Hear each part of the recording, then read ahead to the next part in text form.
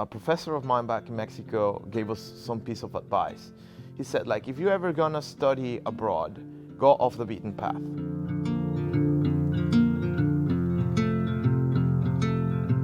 The scholarship is for Mexican students that have already made their mind or are thinking about coming to Sweden, and we want to encourage that. I decided to start the scholarship and get the idea going because I feel a profound allegiance and loyalty to the model that's happening here in VECRO. The environment in which I was encouraged and helped to keep this multi-dimensional point of view on the developing of my education, it's not often found. I come from an engineering background, and I come also from a law background. And back in Mexico, I had to battle, the conception that laws and engineering had nothing to do.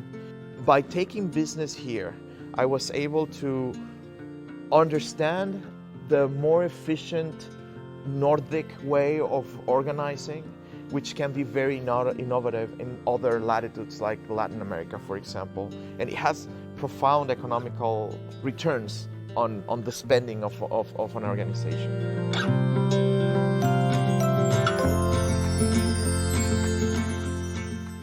There's this realm of non-structured, soft experiences that you cannot put on a piece of paper and write a report and say like, hey, here's what I learned on my Norrlands trip. That's part of the experience. So I wanted to acknowledge that. Like, I decided that if a Mexican student was coming here, they should be given a little help in that end, because when I was here, I would have been happy to have that. And also, the scholarship has been created to honor the memory of my grandmother. My grandmother, Emerita Sixto Lugo, she had to leave the northern part of Spain because it was really hard in the early 20th century to actually make a living there.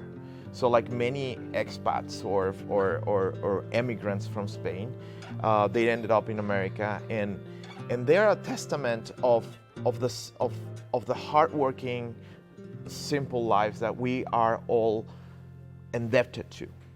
Because we have to also acknowledge that Mexico needs a little bit more Sweden, and maybe Sweden needs a little bit more of Mexico. So let's try to encourage that.